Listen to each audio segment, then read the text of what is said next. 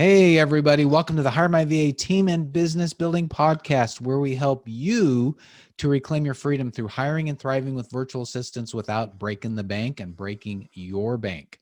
Hey, folks, I am Dave Braun, and I'm here with my partner and co-host, Larry Broughton, great friend of mine, and we are just looking forward to 2021, which we just are in right now. That's right. Hello, David. Yeah. How you, Larry? I'm good. Thanks for being my friend, man. Yeah, it's an awesome ride. You're just getting over the holidays. You had a good time, man. Yeah, life is an awesome ride for sure. Yeah. It is, if you decide you want to make it that way. Yeah, that's right. That's right. Well, let's get into today's topic. Now, this is kind of the beginning of 2021, but what we're going to talk about are some of the lessons that we've learned in 2020. And I know a lot of podcasts are going through this, but I think it's good to reflect every now and then and see what did you learn, and you want to make sure that you actually get these ideas embedded in your brain so that you can take those lessons and move forward to having a better year the next year. So it applies to any year. Yeah. And the interesting thing is, Dave, that this is the time of year where people do a lot of goal setting, right? And it's hard to do goal setting if you're not actually looking back. I'm not a big fan of looking in the rearview mirror. Yeah. I don't like that, but there is time that we have to actually reflect, right? Mm-hmm. We have to look back a little bit. We've got this tool that we've developed over the years called the Whole Health Spider Graph. Yeah. That might be a great place for us to start, right? There's 8 spans on that spider graph. And for folks who've been using it for a while, and we've got some of our coaching and mentoring clients who've been using this for a while, and they're seeing great success with it because what's measured is improved, right? And this is really a tool that takes these 8 separate areas of our life, including physical, financial, professional, what else? Spiritual, leisure, friends, family. I think I got all 8. And my cat, by the way, is here to visit. Dude, you got to get out of here. Oh, that's my buddy. That is your buddy. Yes. Yeah. And so it takes those 8 spans and we track ourselves, right? And how are we doing? Yeah. Because sometimes we're just not even aware. How the heck are we doing? And we rate that between a 1 and a 10, right? The idea is on this Whole Health Spider Graph is to get all 8 of these spans out towards the outside, closest to a 10 as possible. And the reason we do this is that so many folks just focus on one of these areas of their life, financial success. And if that's all you're focusing on, other times family or friends or spiritual health is kind of diminished or just forgotten, neglected. Yeah. It's like anything, any living being, when you neglect it, it gets more fragile, withers up and dies, right? Yeah. So that's why this Whole Health Spider Graph is might be a great place for us to start. Do you mind if I share this, Dave, so that folks who haven't been introduced to this actually look at? Let me share my screen. I think it's a great thing to share, Larry. It's a great. Yeah. So let me share this with folks. Can you see that, Dave? Yeah. And so, Larry, make sure you describe it for folks who aren't able to watch our video too. Oh, good point. Good point. And so what we have here is basically a goal setting using SMART goals tool on these 8 different spans. And the idea here is that, again, as I mentioned earlier, there are 8 different areas where we want folks to be measuring improvement or areas where they've seen less progress in their lives on physical, financial, professional, leisure/fun, mental, spiritual, family, and friends. So why are we doing this? Well, because frankly, when I first did this years ago, my business was rocking, but I turned my back on my family, turned my back on my friends. I was not taking time off. My spiritual life was in the tank. And so this is now an electronic tool that we have developed, and we measure this over 4 different periods. And you can do it over 4 consecutive months. You can do it over, once a quarter, but you rate yourself on a bunch of different metrics, and you write your goals down. And then by the magic of clicking a button, it plots it onto a grid, 8 spans. Okay. So ultimately it looks like a spider web, and we call it a spider graph. It's a very cool tool anyway. And so, and each time you measure yourself, it pops up as a different color. on here. So it's much easier to track when you look at the spider graph on how the heck it is that you're doing it. So what we oftentimes find for folks who are focused on one area of their life too much, then another area of their life kind of lowers or becomes diminished. So for those who are watching, this is what the whole spider graph looks like. And I'm probably not describing it very well, but it's very important that when you set your goals, you set what we call SMART goals that are specific, measurable, attainable, realistic, and time sensitive. All right. So for instance, this is from 2015, a guy named Bill Radson did it over 4 different periods. And he did it January 2015, March 2015, June 2015, and December 2015. So Bill didn't have it in any specific time. He didn't do it like every month or every quarter, just did it when it kind of came up, right? Actually, I guess this is quasi-quarterly. It's quasi-quarterly. Mm-hmm. And so he was measuring his blood pressure on his physical. You know, he wanted to get out of credit card debt, which is financial. Professionally, he wanted to earn, he wanted to complete the executive program that he was in. For leisure and fun, he wanted to take off 6 days a month. For mental, he wanted to start a morning routine. For spiritual, he wanted to read meditation book in the morning as part of his morning routine and have a to-do list done each night. On family, he wanted to attend 50% of his kids' events. That was the first time. I guess all the way through the month or all the way through the year, he wanted to spend 50% of his time on going to his kids' events. I'm sorry. He wanted to attend 50% of his kids' events. And then friends, he wanted to call one friend a week to chat. He wanted to have 2 coffee dates a month and a group thing. So listen, you can set your goals whatever you want, but the key here is what's measured is improved, right? So I'm going to unshare this and we can go back to actually chatting about what this looks like. Now, Dave, you have been one of those folks. Now, listen, you know what Fight Club is, right? Dave, you know the movie Fight Club? And you know what the number 1 rule in Fight Club is? What's the number 1 rule in Fight Club, Dave? I don't know. You don't talk about Fight Club. Oh, right. Okay. Well, you're breaking it already. All right. But there's a meme that I saw going around that said the number 1 rule of 2021 is not to talk about 2020. Yeah. But you have heard that there have been a lot of people who have pivoted in this past year.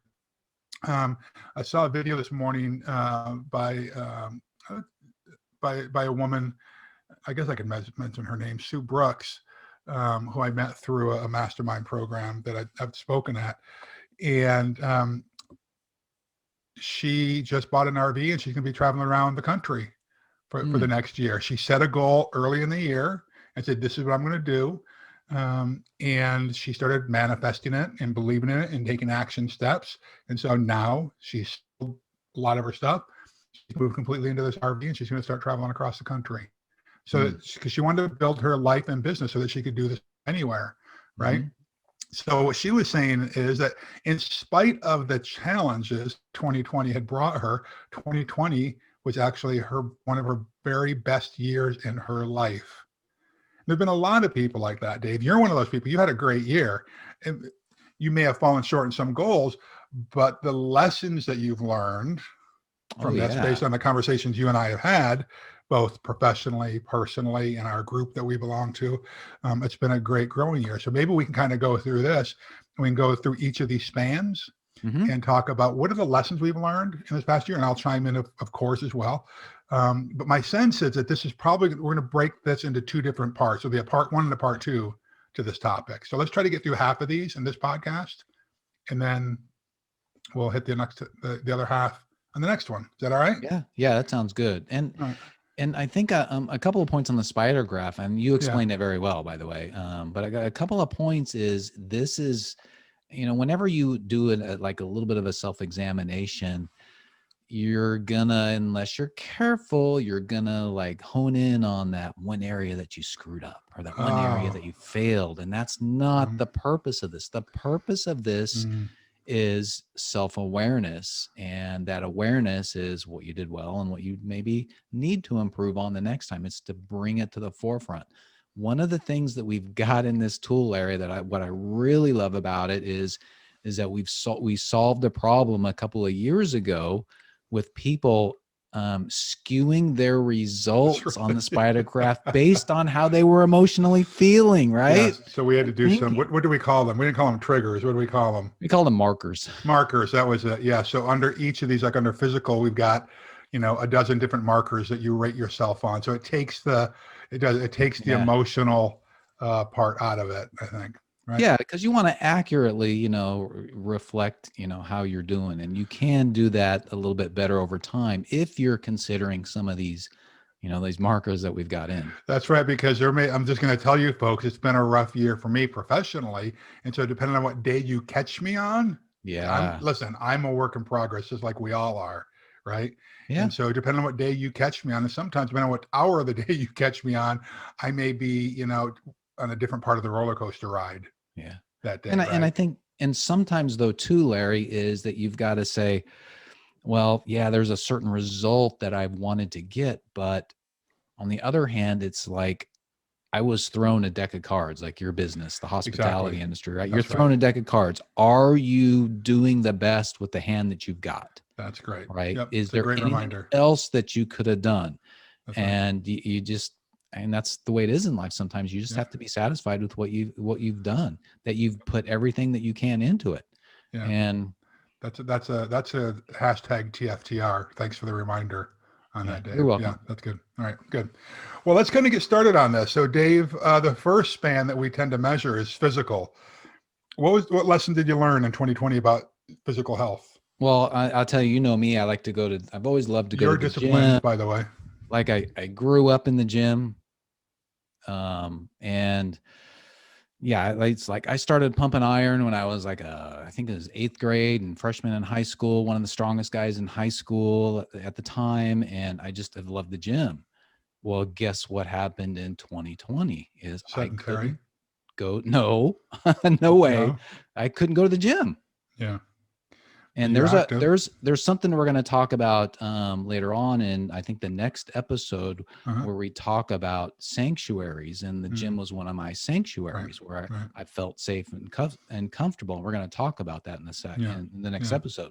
But one of the things I discovered physically is I did not have to go to the gym to get a great workout. I stopped going to the gym.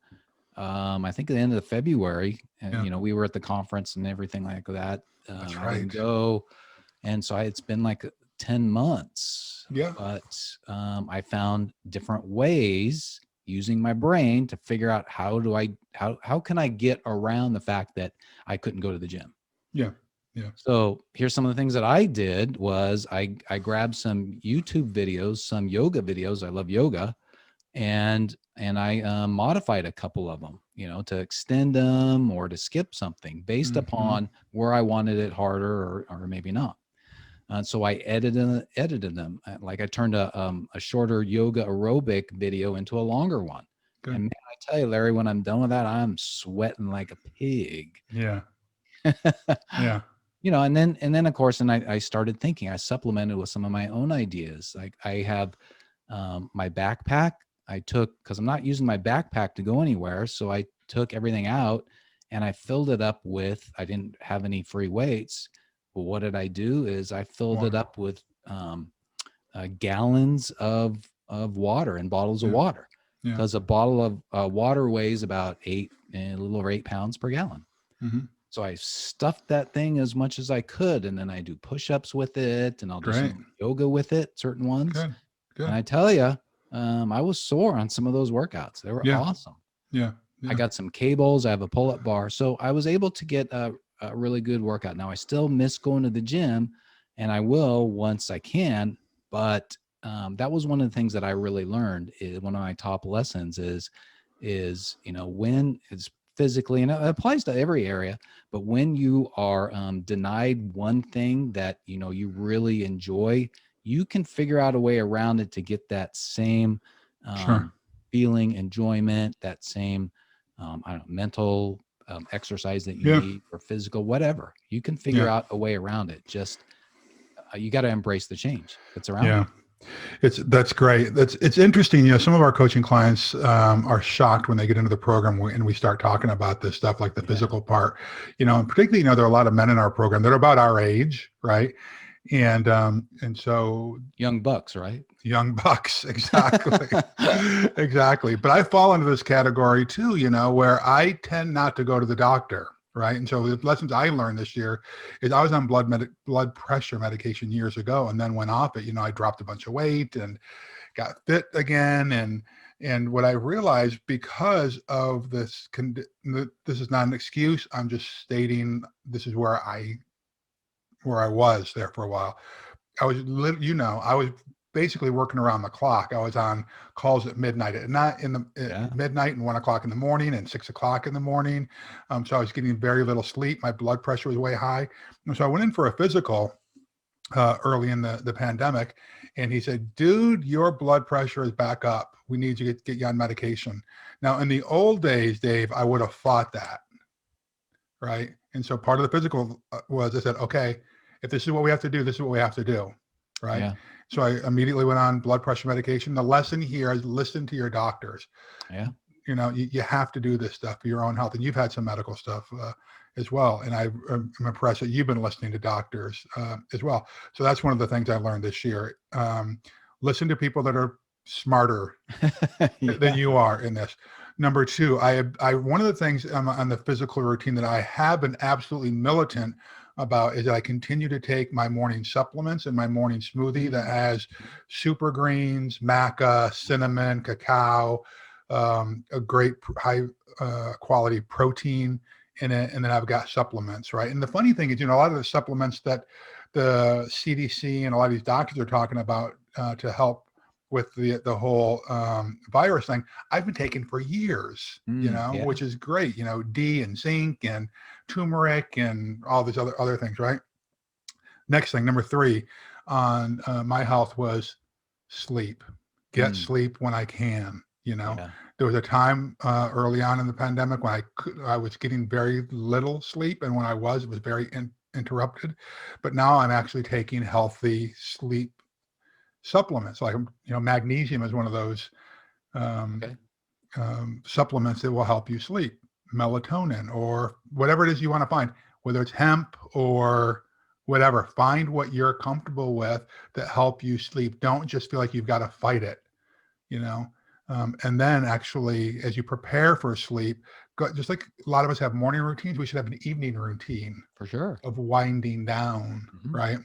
And this does tie in a little bit with, for me, the spiritual side and the mental side is I do gratitude stuff. And I find that calms me while I'm taking, I take some of the supplements before I go to bed, and that gets better sleep. So that's the physical side for me. Anything else on physical, Dave, before we switch to the next one? No, that's awesome. I just think, I think having that starting off with a smoothie, I do that too. I think starting off your day that way, it's like, no matter what else happens, Larry, you've got that, you've got all that nutrition in. Right. Even if you don't eat the rest of the day, you've at least got the minimum that you need. Well, that's the thing that I remind people of, is that it may not support me calorically, but nutritionally, I could go forever. I could go every day. And not eat the rest of the day, and I get all the nutrients that I need right there. Yeah. Okay. Critically important. Yeah. Okay. And by the way, and then it reduces a lot of the cravings from the day, right? All right, let's switch to the next one, Dave. That's financial. What have you learned in the past year? So one of the things that was important to me that I learned, and Larry, some of these lessons are just like a TFTR, right? Thanks for the reminder. Absolutely. So for me, it was the importance of having a financial advisor. And here was the big reason why is that, you know me and how we've saved over the years and all the stuff. We're doing pretty good. And, one of the things that I've done over the and I've got it every single month since January 2010. So that's coming up to 11 years now. I've tracked my net worth. Yeah. Every month, right? So I've got data to be able to make decisions and stuff. But sometimes, you still will succumb to the emotions. And if you guys all remember in March, towards the end of March, well, actually the end of February, the stock market was way up, doing great. And then pandemic hit, lockdowns, and then it shut down. Everything shut down in the financial markets within a matter of I guess about 3 weeks, the markets went down by like 30 something percent. Right. A matter of a few weeks. That was unprecedented. It was totally unprecedented. It's gone down more than that, but that's been over the course of months, right? Several months. And I'll tell you, one of the things is that, so I have a financial advisor, and, Cheryl and I were like, what do we do? Should we sell? We were worried about, of course, like everybody else is worried, is this going to ever come back? Right. We started panicking a little bit. And so we had an advisor, the importance of having advisors in every area of your life, but specifically financial. We talked to him, and he's like, and I've known him for a long time and we're friends. And he's like, he said, dude, if you sell before I sell, I'm going to come wrestle you to the ground. You're going to have to pin me to the ground before you're going to sell. And, of course, it's my money and I could do with it what I wanted, but you get the idea, right? Yeah. That he was like, I'm not going to let you make a mistake. And I mean, and he was. But he could have, because he could have got fees.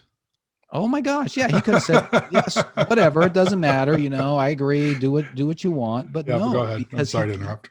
Yeah. No, don't. That's fine. He cares. Right. All right. And so, because we've stayed in, and what we've done is we've had a really good year from a financial perspective. Yeah. And so what they also did is, there's a unique quality of them, is that they've got the young and the old together, and they give the proper perspective of the financial markets, which is so important because, there's a lot of history there. Sure. And one of the things too is that, I learned that we, in the moment of I don't know, I guess a pandemic, but of a crisis, we will automatically go to think, oh my gosh, this has never happened before. This is the worst ever. But I was reading an article that they sent me, and you go back in time, and all these financial crises, remember the real estate crap that happened in 2008, 9, and the internet bubble in 2000. Everybody said, this is unprecedented. It's never happened before. What do we do?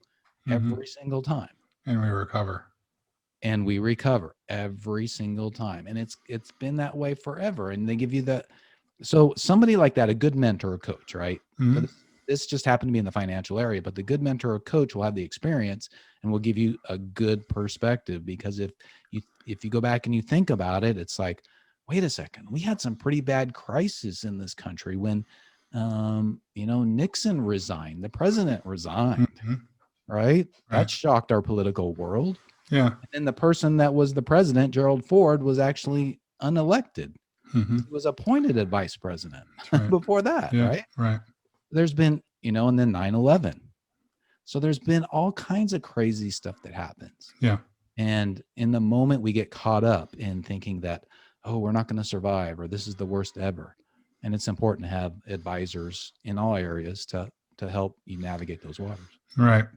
Now, there are a lot of our viewers and listeners who have not been as blessed and been able to seed or fund a retirement or savings over the years, right? Maybe it's through divorce or economic tragedy or whatever it is, right?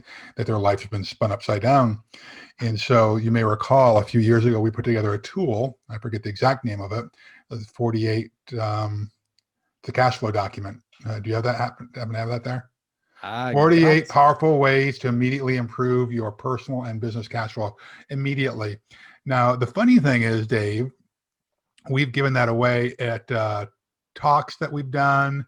We've given it to our coaching clients. I think it's actually available on store.ugozi.com. Is that right? Might be, but I don't know. We take it down. It used to be. You grab it when it's there. Yeah. But we've had folks go through that and who have kind of found money in their home and in their lifestyle to the tune of some folks several $1,000s a month, right? Yeah. And there's 48 different ways to kind of go through. It's basically an audit on your life and to come up with some found money. And I tell you, during this past year, I've had to use that document, right? Because, I've not taken a paycheck in 11 months at this point, Wow. 10 Yeah. months, right? From the company. I'm just being honest with you folks. You'll see Yeah. that's, we're all about being honest Yeah. around here. And so we've had to be cautious around the Broughton household about where we're spending money. And I've realized, Dave, on the financial side, the awakening I've had this past year is that I got fat and happy over the last several years, right? When you've got a lot of money coming in, it covers a lot of the warts that we've got Yes. in our lives, right? And I've made the commitment. I've prayed about this. I've made the commitment. Then when things turn back around, and they're about to, for us on the hotel side, is I'm not going to go back to the old sloppy ways of managing my money, right? Yeah. So that's been a wake up call for me. One of the things I want to remind people of when we talk about the financial side, and you're talking about net worth, and I think that's so important to be measuring our net worth, but don't tie your self-worth to your net worth. This is why we do a whole health spider graph. There are a lot of other areas in our lives that we need to be measuring, and not just the financial side. But I think particularly for men who aren't entrepreneurs, but particularly for entrepreneurs, we do tie our self-worth to our net worth. Right. And maybe one of the tools we need to be working on over the years, Dave, is how do we take this and actually put value to our whole health spider graph? Wouldn't that be an awesome thing, right? So that there's actually an index for what's the value of freedom? Holy smokes, right? Like just that's true. freedom in our life. So don't tie your self-worth to your net worth. And I'm glad you brought that up, because that's related to the spider graph. Is you could be in danger of doing that to any area. That's right. Especially any area. You may have a tendency to do that to any area that maybe you're, out of a scale of 1 to 10, you're a 2 or something. You could say, oh, Joe, I'm just no good. I'm a 2. Right. I can't seem to get a handle on this. Yeah, that's right. So the other lesson that I learned in the financial area, and it's a reminder because I've known this, so it was one of those aha TFTR moments, is that, the average business in the United States has 28 days of cash flow in their business, Dave. We're now 10, pushing 11 months into this pandemic. And this is why a lot of businesses have gone under, right? The hospitality, travel, restaurant, retail business has been hit harder than any industry. Everybody, yeah. That's not me saying it because I'm in it. It's just a fact, right? And what do you do when the light switch gets turned off and all of a sudden zero revenue coming in by no fault of your own, like you were saying earlier? How do you weather that storm, right? And so for us, we've, thank goodness, from the management company's perspective, we've never had a lot of debt, right? We've had a revolving line of credit, that kind of thing, but we've never been a debt heavy organization. But I can tell you, moving forward, we're going to have a much larger cash reserve than we did this time. Now it's 10 months later, we're still surviving. That tells you something, right? But it's razor thin sometimes, right? Yeah. And so we're really going to have a much larger cash reserve. And the great thing about when you've got a cash reserve, you can continue to invest in people and marketing, right? When you don't have those, and you can't invest in that stuff. And those are the things that are really going to make your business grow. Yeah. So those are my lessons in financial. Anything else, Dave, that you want to talk about there? No, it's great lessons. Yeah. Okay. Let's talk about the next span in the whole health spider graph. So far, we've talked about physical, we've talked about financial. The next span is professional. What's been the lesson that you learned in the past 12 months about your professional life, Dave? I think there's a couple of them that I wanted to bring out. One of them was the importance of continuing, even when things are uncertain and when things are crazy, and sometimes even when you don't feel like it, the importance of continuing to invest in new products and services that are going to benefit your clients. And of course, investing in yourself and your company and your team members. Sure. The importance of continuing to invest in new products and services that are going to meet the needs for your clients. So for us at Pro Website Creators, we're rolling out now our SEO service, search engine optimization service. And by doing that, we've learned that we made some mistakes in some of our designs in the past when we've redone some websites. And when I say mistakes, I mean, they're minor mistakes, but it's taken us to a much better level as an agency than if we wouldn't have done that. And so we're still committed to doing it. And we're pushing it out, even though there's this craziness going on. So that would be one example. And the other example is what we have done, Larry, you and I, in October, is how we launched HireMyVA 2.0. Yep. And there, you know, in spite of what was going on. Oh my gosh, the craziness everywhere. It's like, you know, but we kept getting the nudge and the need, and people hearing that, I mean, they're struggling with working remotely. They're struggling with, you know, hiring people virtually, and how does that work, and how do you keep track? And I mean, that's one of the reasons why we got this podcast as well. Yeah. So we did those, you know, a couple of major things here in the last year. And those have been really important. And when you're launching new things, it helps you mentally as well. It sure does. You know, it reminds me, Dave, it does remind you, you know, and we've also launched the Victory Masterclass based on our best. That's right. We just did that. Is that I learned this in martial arts, but heard it from folks who have been trained in the medical area as well. When you learn a new technique, you watch the technique 3 times, you do the technique 3 times, and you teach it 3 times. Right. And it gets your brain really wired well. Think about that. People who are doing surgery. Okay. They've watched it 3 times. They've done it 3 times, and now they're teaching it 3 times. Right. So that's what I think that this does. When you develop a new program or a new system, it doesn't have to be a program that you're marketing, but a new marketing system or a new onboarding process, right? When you start teaching it, you start realizing, oh, there might be a little hole here in our process, right? And so I really like that. You know, the other thing I think, Dave, that I learned in this past year is not just investing in the professional development of our team and our clients, but invest in the emotional and spiritual development of our teams. One of our mantras is, if you want to do great things, you got to be a great person, right? And so if we can create great people in our team, on our teams, then professionally they develop. Right. The more professionally developed they are, the better service they're going to provide to our clients. Right. Yeah. And so I think it is imperative as leaders, as business owners and entrepreneurs, to, when you see greatness or you see potential in your team member, you speak it out loud. You say it to them. That's been the big thing for me, because there's been times during the past year where I've had team members who have been like just doubting themselves, you know, because they're busting their tail. They're trying new things. Some things aren't working. And they're like, oh, well, it's a different environment. Yeah, it might have worked 10 months ago when everything was sunshine, lollipops, and rainbows, but it's not now. But at least you're taking the risk. So professionally, the thing that I've learned is allow your team members to take smart risk. And if they fail, do an AAR, an after action review, learn from it, and try maybe do a course correction along the way. So those are the kind of the 2 professional things I learned in the past year. Yeah, I've got one more, and one of the things. I'm sorry, I didn't mean to interrupt you. No, that was fine. We went back and forth. That's perfect. But I think the other one was I still want to reach out to customers more. It's not natural for me. Yeah. So I just need to reach out to them more, and not in an impersonal way, an email. Because we did that, you know, at the beginning of the pandemic. You know, we recorded a webinar, and we said, you know, here's some of the things that you can do to help survive, you know, once this is going.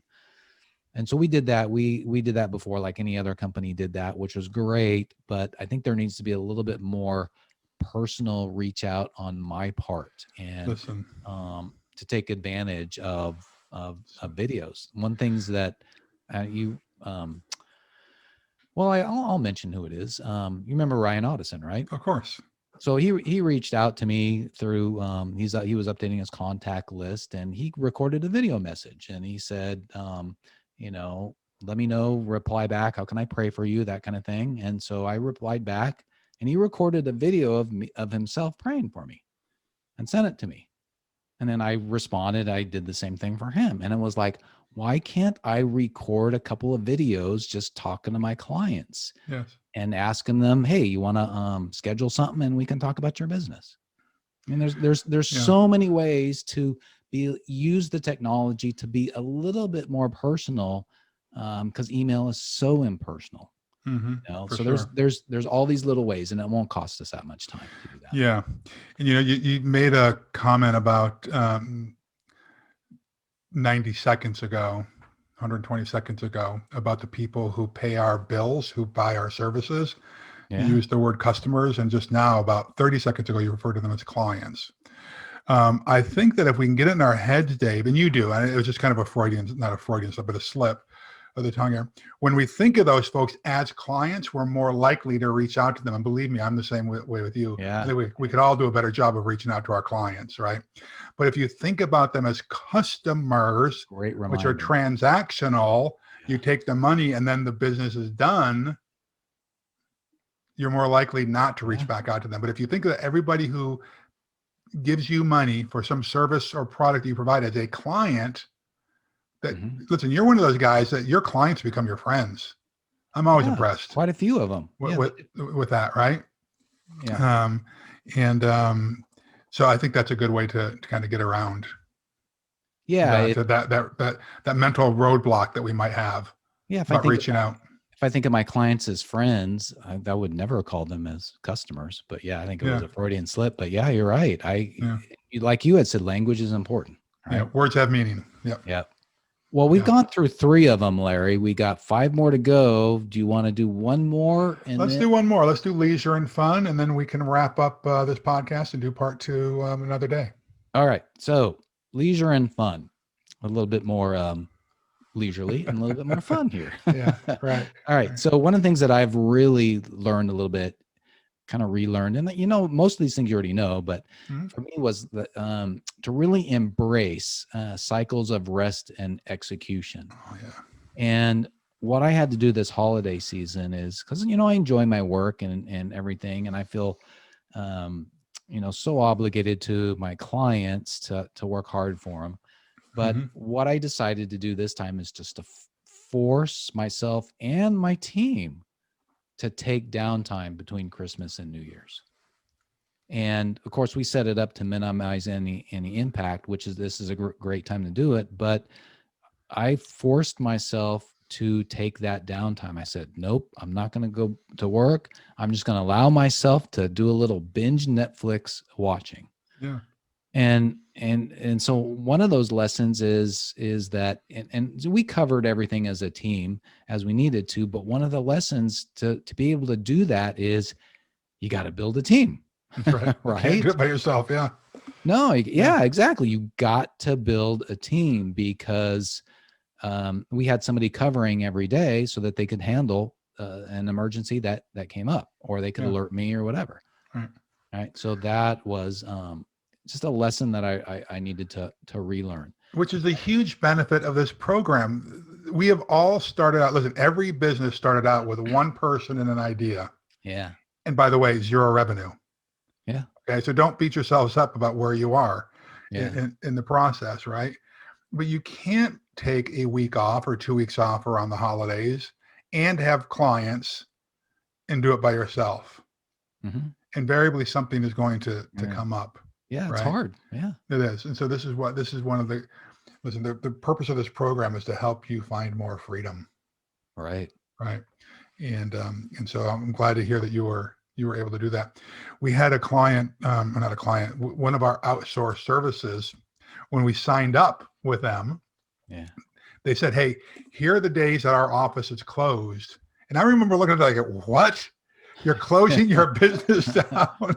And he said, listen, if there's an emergency, of course, we will have an MOD, a manager on duty, available to help you. Yeah. But for the most part, we're not doing our regular services then. And I thought, yeah, you don't know me. But I remember as we approached Thanksgiving and then Christmas and then New Year's, they just sent out a gentle reminder, just letting you know our office is going to be closed between this date and this date. Should it be a real emergency, there will be someone available. And I said, darn it, good for them. Yeah. Good for them. I agree. And good for you, Dave, for doing that. Yeah. Yeah. Sometimes we don't realize that it's this entrepreneurial journey is not a continuous sprint. It's a marathon. Right? Well, it is a marathon. And I think most people get into the entrepreneurial arena because of the freedom that is meant to create for them. The money, some people use money profit, cash flow is a benchmark, but truly the reason most people are in the entrepreneurial arena is because they want some kind of freedom. They don't want to report to someone else. They want to be able to take an idea, make it a reality, right? But we can't do that 24/7, day in, day out. We need a breather. We need to have a breather. Anything else in the leisure and fun, Dave? I've got one other or two others, maybe. Go ahead. What I have found on the leisure and fun side is I have to be intentional. I do love what I do. I do love the entrepreneurial journey. I do love the ups and downs. Dave, you might not believe it, but even when I'm having in the downs, I'm like, I'd rather do this than ever go work for somebody else, right? But I have to remind myself, and a few years ago, my kids have this cat. That's for them, but my dog is oh my gosh, he has my heart, right? Yeah. And he has forced me to get at least some leisure and fun in, because I have to take him out for a walk. I've got to take him to the park to run, or he lets me know it's time to go, right? So I listen to that, right? And when you're accountable to someone else or something else, it forces you to do it. This is why accountability partners are so good. This is why a workout partner is important. But the other little thing that I've really gotten in a good habit of, and I'm not embarrassed to tell you this, I get amazing sunsets from my house. I live up in the hills, and I look back towards the ocean, and I get these stunning sunsets. And every night, like virtually every night, like I'll bet you it was over 300 nights this past year, I went out, watched the sunset, took a few deep breaths, took some pictures and some videos, and invariably I send the videos to a few friends. And it's like, so I'm enjoying this vicariously through texting these videos out. Those little things bring a little bit of leisure and a little bit of pleasure into my life. And it's also a spiritual thing for me too, right? I think that's one of the keys for leisure. Like you said, wherever you can find sanctuary. For some people, leisure is going to the gym, right? And it also piggybacks onto the physical, right?